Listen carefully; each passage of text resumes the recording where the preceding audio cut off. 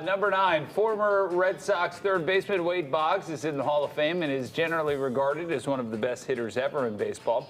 But there's also a legend out there around his beer drinking ability. And the legend is about how he once drank 107 beers while embarking on a cross-country flight after a game. The story goes that Boggs cracked a few beers in the clubhouse immediately after a game. He then had some beers on the bus to the airport, on the plane to the West Coast, during the layover, and even more when the team landed and then headed to a bar.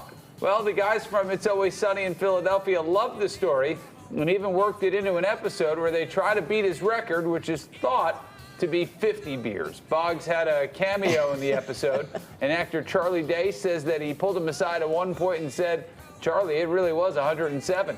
One former teammate tells of the time he was next to Boggs on a team flight when a stewardess came over and slid a case under Boggs' seat for a 1-hour flight home. The guy says that Boggs never even had to go to the bathroom, and it told him that beer really doesn't affect him until he's about half a case and a half in." Wow. There's a word for that. I was going to say. All right, number 8. If you're still using LOL, you're old.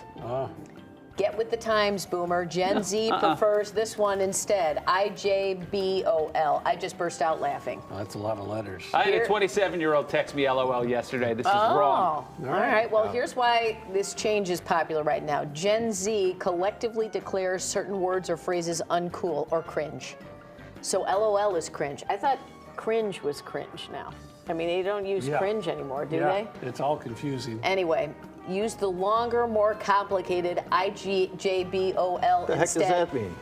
I just burst out laughing. Come on, Dan, weren't you paying attention to the beginning of that just said story? it. What's wrong with you? No, I wasn't. God, Larry pays attention. In addition, they say you should start using the skull emoji or tears instead of the laughing, crying emoji. Yeah, all right. Why don't you try sending IJBOL to your mom and see My how mom that... has always gotten that LOL confused with lots of love. Please pray for Ruth. She's got cancer. LOL.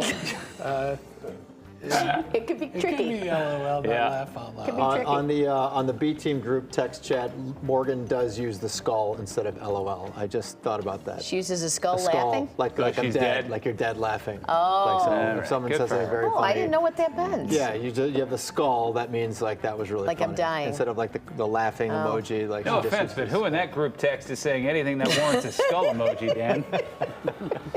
Oh, snap. Lauren Jiggins is a very funny texter. You'd be surprised how funny she is on the She's text. dirty, that's why. Guys, when are we going to get a group text We've going? tried. Larry, Yeah, I don't have a phone. yeah. Yeah, Larry never gets involved. Larry never. Yeah. Oh, well. That was a funny joke.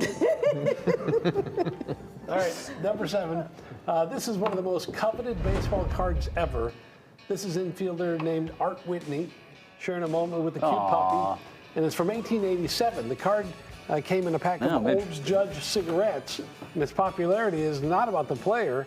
Art Whitney was a mediocre at best ball player, and people love this card because of the dog. It's valued at around $25,000 in the current market. The most popular baseball card is not necessarily the most valuable. That honor still belongs to Honest Wagner. The dog's name in relationship to Art Whitney and the New York Giants has been lost to history. Yeah. What do you know? Yeah.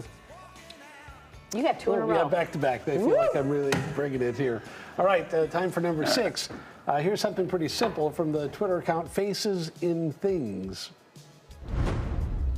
Yeah, that's great. Oh, there it is, yeah. Fun. Yeah, it's everywhere. Ooh. Upset. Oh, my come God, on that's now. Alex, that creepy. is weird. Boy, it's awfully quiet in here. Oh, We're mesmerized, Yeah. Paul. yeah. Cool. Boy. Looks like a piranha. Yeah, it does. Yeah. Oh, Wow. That's neat there, Mad Onion. this is something. Katie. This is fun. I can watch these These all are- day. these Look at really that. Oh, the mesmerizing. birds. Look at that. All right, you can check them out at Faces Well, Pips. we have a long show. We can't keep that going. That was the last we could. one. I think it was probably the last one. All right. All right, number 5, the era of the girl boss is over. Now it's all about Snail Girl. The point is to slow down, relax, and enjoy life. And of course, the trend has caught on all over social media, which means it's a thing for the next month or so. The snail girl trend was born out of the pandemic because people realized a few things. A, they were tired of working themselves to the bone, and B, certain things like deadlines and promotions weren't that important. So just... Yeah, they're important if you want to pay a mortgage. I can tell you that much. Yeah, but just, nothing wrong with sitting on the couch. Hello, I have been saying it for years, and all of a sudden it's a thing. Yeah, you're a trendsetter. Number 4, babies born in September tend to end up smarter and more successful than others. Oh, come on. Well, Paul, hold on. Yeah. This is from the National Bureau of Economic Research. They examined the data.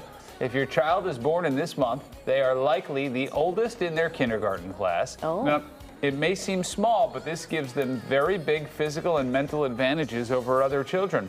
And statistically, it leads to success in both the academic and athletic world. So if you're hoping to have a kid soon, plan accordingly. Well, people that have their kids in May, June, July, and August, they're holding their kids back a lot too. So it doesn't matter if you have that birthday. They'll just wait and send them a year later. So whatever. Number 3, are you feeling bummed out? One thing you could learn to do is embrace the unhappiness. That's in quotes. I think we've all been doing that, Paul. Yeah. A study in the Journal of Experimental Psychology says the ability to feel and confront negative emotions is key to happiness. Psychologists say never wanting to feel sadness is not realistic. Instead of pushing those thoughts away, you accept and you welcome pleasant and unpleasant emotions equally, so then you're likely to be more happy and more satisfied. So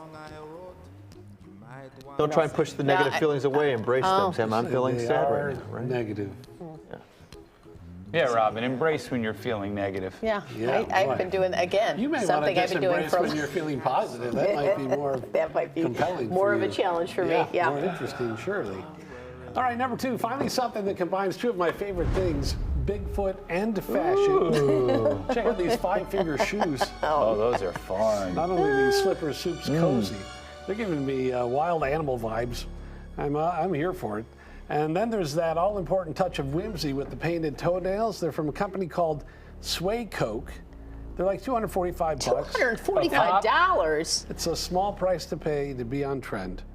And those painted toes alone are worth like $200. Look how, that's magical there. That's when you know that you've peaked in life. You're sitting around your house wearing those. Wearing $250 Bigfoot slippers. Better than in that moment.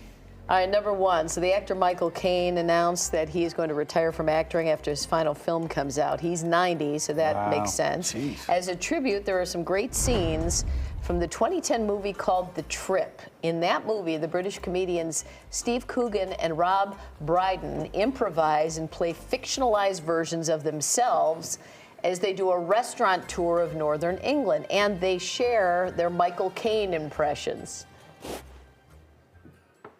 I think anyone over 40 who amuses themselves by doing impressions needs to take a long, hard look in the mirror. Well, broadsheet journalists have described my impressions as stunningly accurate. Well, they're wrong. I've not heard your Michael Caine, but I assume it would be something along the lines of, my name's Michael Caine. That is where you are so wrong. And you can look at my live video for proof, because that's the very thing I don't do. I say that he used to talk like that. Do you, Michael Caine? OK.